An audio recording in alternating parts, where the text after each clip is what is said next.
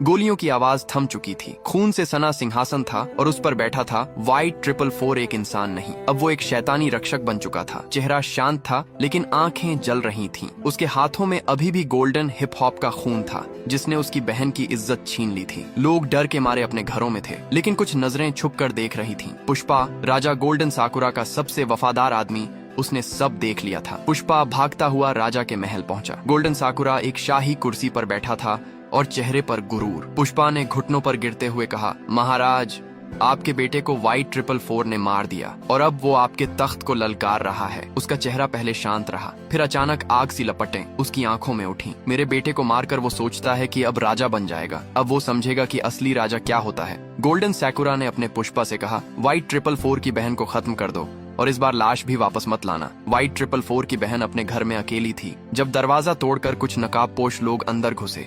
किसी चीख की आवाज नहीं आई, बस कुछ टूटने की, कुछ दबने की, और फिर सन्नाटा। वाइट 444 घर लौटा। दरवाजा टूटा हुआ था, कमरे में बिखरा खून और जमीन पर पड़ी थी उसकी बहन। उसने एक चीख मारी जो पूरे मोहल्ले में गूंजी।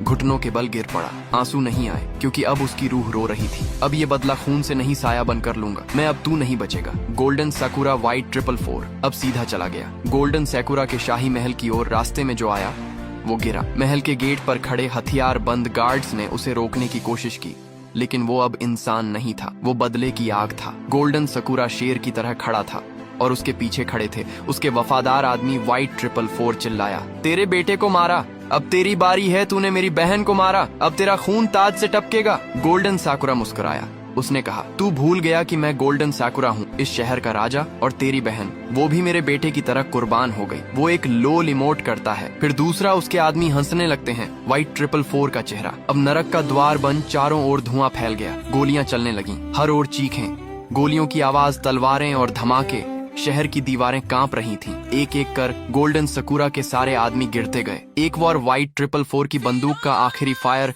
सीधा गोल्डन साकुरा की छाती में। जैसे ही धुआं पूरी तरह हटा, वहां बीचों बीच जलते तख्त पर बैठा था वाइट 444।